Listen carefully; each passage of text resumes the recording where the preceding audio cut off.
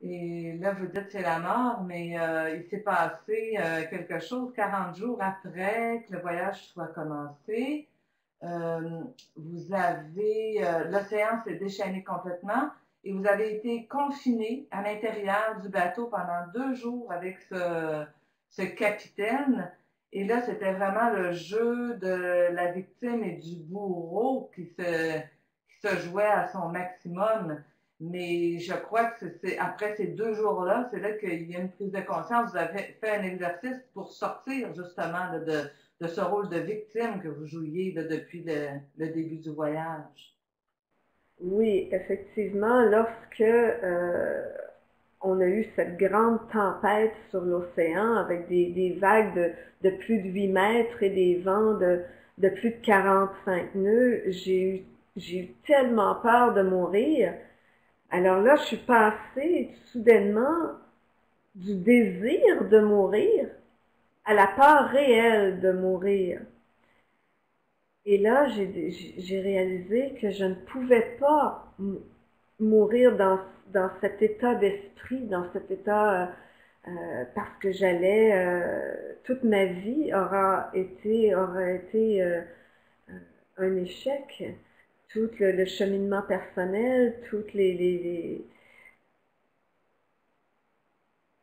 ce que j'avais réussi à bâtir, j'avais atteint euh, un certain niveau, que je crois, dans mon développement personnel. J'avais fait énormément de travail sur moi. Et depuis l'âge de 25 ans que j'étais sur le chemin du développement personnel, de la croissance, à faire toutes sortes d'ateliers. Et là, j'avais ce sac à outils que, que je, qui était prête à être balancée par-dessus bord. Et là, j'ai dit non, je dois faire quelque chose pour revirer, pour me reprendre en main, pour retrouver la lumière, pour trouver une solution, il doit se passer quelque chose. Et là, j'ai prié, prié, prié pendant 3 jours et 3 nuits, jusqu'à avoir des révélations mon, sur le pourquoi j'avais embarqué sur ce bateau. Une des révélations que j'ai reçues, entre autres, c'est que c'était vraiment comme une réalisation très profonde.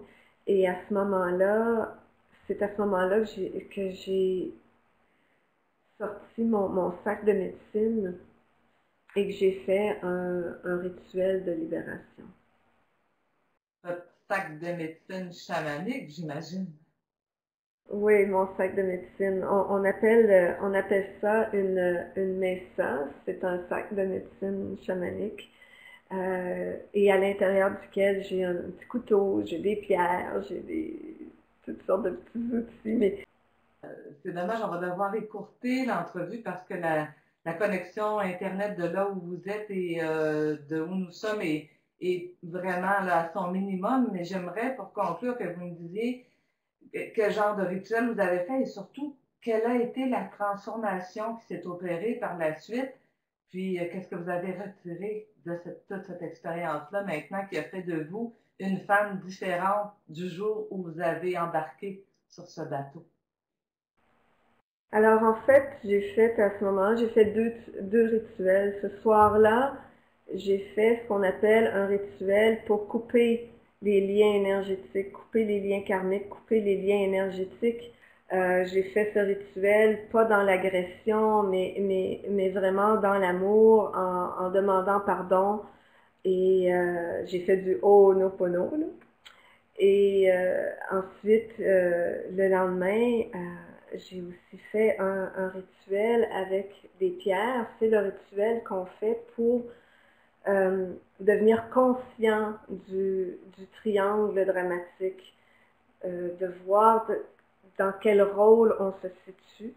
Moi, que j'étais dans mon rôle de victime, mais lorsqu'on est et que le capitaine était le pirate, et, euh, et, mais il y a aussi le rôle du sauveur. Alors, lorsqu'on se retrouve dans ce triangle, on, on joue tous les rôles.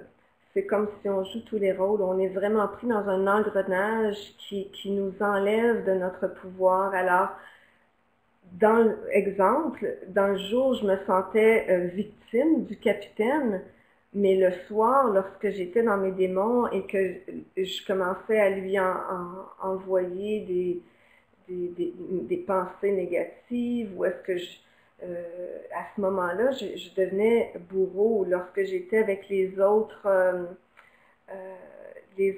membres d'équipage, pour moi, qui étaient à bord du bateau, tantôt ils étaient mes sauveurs, je demandais de l'aide, tantôt je me voyais comme sauveur pour les aider, pour pas qu'eux soient affectés par le capitaine bourreau. Alors, on est pris dans ce triangle, et lorsqu'on fait l'exercice avec des pierres, on voit, c'est comme vraiment pour prendre conscience de quand on se retrouve dans chacun des rôles et quels bénéfices indirectement on retire, quels sont les cadeaux qu'on retire de chacun. Quels ont été les cadeaux? Ouais. Alors, quand je me suis mis vraiment dans mon rôle de victime, premièrement, j'ai pris conscience à quel point j'étais dans le rôle de victime, à quel point je perdais de mon pouvoir, et j'ai réalisé que, dans le fond, j'obtenais comme cadeau, j'obtenais la sympathie des autres. La sympathie, la compassion, l'aide des autres membres d'équipage. Et face au capitaine, le cadeau que je recevais d'être dans ce rôle-là, ben c'était de la petite fille. C'est comme si je me voyais comme une petite fille, je me voyais comme la petite fille face qui a besoin de protection, qui a besoin d'amour, tu sais, qui recherche l'amour. Alors, ce que j'ai reçu, le plus grand cadeau que j'ai reçu que je recevais du rôle de la victime, c'était vraiment l'attention, l'amour, la compassion des autres. Lorsque je me retrouvais dans le rôle de bourreau, c'est-à-dire que là, à ce moment-là, j'étais plus dans mon pouvoir, j'avais l'impression d'être, c'était moi là qui était,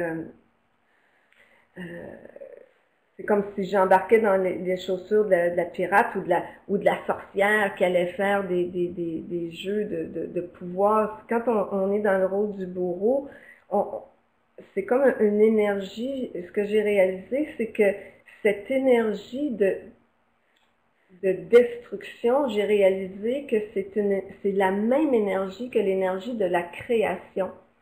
Et que cette énergie, lorsqu'elle est mal canalisée, est très destructive. J'ai réalisé que c'était une énergie très puissante, et tout d'un coup, j'ai réalisé que les gens qui sont intimidateurs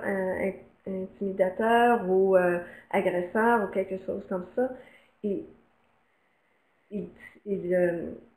c'est comme si j'ai touché au pouvoir, c'est comme si j'ai vraiment réalisé tout le pouvoir que ça pouvait avoir, mais j'ai réalisé que c'est un pouvoir de création, et que, alors c'est ça, ça m'a permis de toucher à ce pouvoir de création, et de réaliser que le pouvoir de création pouvait être utilisé autant pour détruire que pour construire.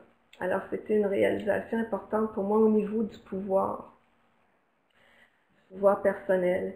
Et ensuite, dans le rôle de sauveur, ben c'est la reconnaissance, c'est surtout la reconnaissance que j'ai eu que j'allais chercher comme cadeau.